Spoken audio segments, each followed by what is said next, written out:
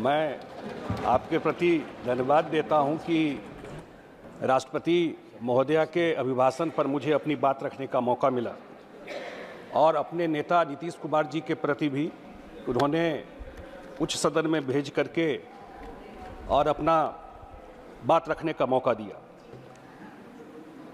उपसभापति महोदय,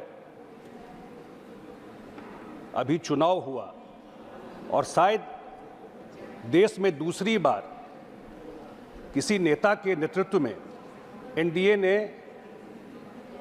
तीसरी बार अपनी सरकार बनाई। 60 साल पहले लोग कहते हैं कि सरकार बनी थी जो नेहरू जी के समय में, लेकिन ये अनप्रेसिडेंटेड जीत हुई।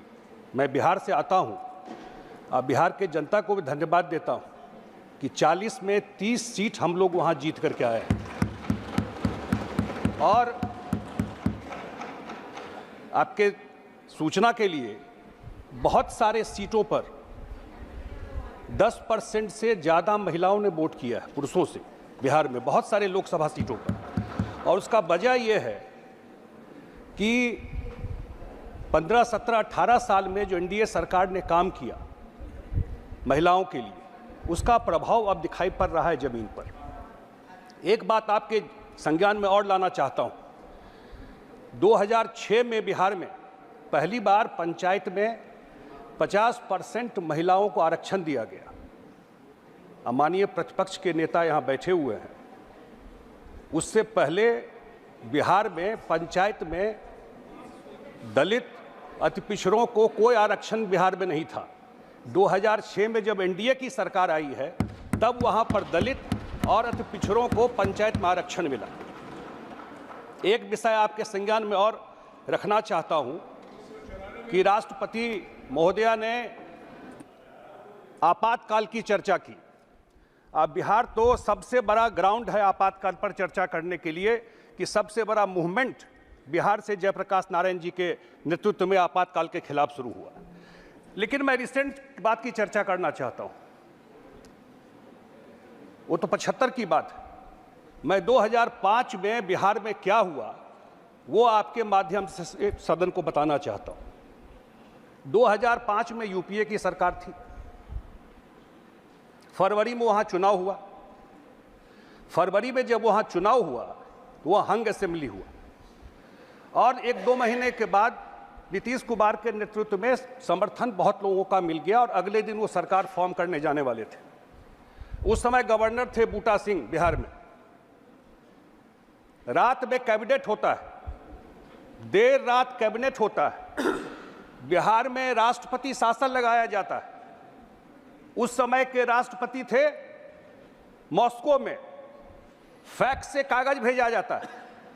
मॉस्को में फैक्स से कागज भेज करके साइन करा करके बिहार में राष्ट्रपति शासन लगाया गया। ये इनका संविधान के प्रति प्रेम है। और मैं 2 बात कोट करना चाहता हूं आपके बीच में उस समय का।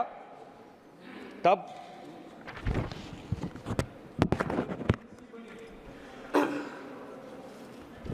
एक उनके लॉ मिनिस्टर थे हंसराज भारद्वाज जी। उन्होंने कहा, और रिकॉर्ड में बता रहा हूं, former union minister H R. Bharadwaj on Thursday revealed that he was under tremendous pressure from the Manmohan Singh government to get a favorable order from the Supreme Court, which was examining the UPA government decision to impose president rule in Bihar in 2005 to prevent the JDU-BJP combined from coming to power. Bharadwaj said he had even met the Chief Justice Y.K. Sabharwal, who headed the Constitution Bench, which dealt with the case, to get a favorable judgment, but could not summon the news to broach the topic. The 5-judge bench has held that imposition of president rule was a misuse of Article 356 and was clearly politically motivated based on a report by the Governor Boota Singh. The former law minister said Justice Sabharwal was a family friend but was a very tough judge. I could not muster the courage to ask for any favor on the issue from Sabharwal when we met over a cup of coffee, he said at a function to inaugurate the Moot Court Hall of National Law University Delhi named after late Justice Sabharwal. Finance Minister Mr. Arun Jaitley, who had attacked the UPA for imposing president rule of in Bihar from Bihar, was also present at the function. ये उन्होंने हंसराज भारद्वाज जी का है। उस समय के राष्ट्रपति ने अपने मेमोयर, जो उनका किताब आया है turning point, a journey through the challenges APJ Abdul Kalam, As soon as the verdict was known, मैं उन्हीं को कोट कर रहा हूँ, as soon as the verdict was known, I wrote a letter of resignation, signed it and kept it ready to be sent to the Vice President Bhairav Singh Shekhawat, who was a seasoned politician and a lawyer. The Vice President was away. Meanwhile, the PM wanted to see me for some other discussion. We met in my office in the afternoon. After finishing the discussion, I said that I have decided to resign from the post of President and showed him the letter. The Prime Minister was disturbed. The scene was touching, and I do not want to describe it. The Prime Minister pleaded, वो मनमोहन सिंह जी के बारे में बोल रहे हैं, that I should not do it at this difficult time. He said that a result of this, the furor that would be created, even the government might fall. और उस वजह से मैंने इस्तीफा नहीं दिया। अब ये जो संविधान लेके घूम रहे हैं, ये मैं बिहार की घटना बता रहा हूँ कि कैसे उनके जो लॉ मिनिस्टर थे वो बोल रहे हैं कि उनको प्रेशर दिया गया कि जजमेंट अपने फेवर में लेकर आइए। कैसे रात में जा कर के कलाम साहब से साइन करा के इम्पोज किया गया और फिर कॉन्स्टिट्यूशन बेंच ने जजमेंट दिया। ये मैं आपके जानकारी इसलिए दे रहा हूँ। और कहाँ से चलता था सरकार? मेडन स्पीच है। सरकार कहाँ से चलता था? NSC बना हुआ था, सारा सुपर PM का पावर लेके बैठी हुई थी, सारा डायरेक्शन वहां से होता था और वही इम्पोज करवाई, और आज ये लोग संविधान की बात करते हैं। एक विषय में और टच करना चाहता हूं। मैं देखता हूं आजकल जो प्रतिपक्ष के नेता है उस हाउस में, वो हमेशा जातीय जनगणना की बात करते हैं। बिहार पहला स्टेट है जो जातीय जनगणना पर अपना काम कर चुका है नीतीश कुमार जी के नेतृत्व में, और जातीय गणना का फाइंडिंग आ गया।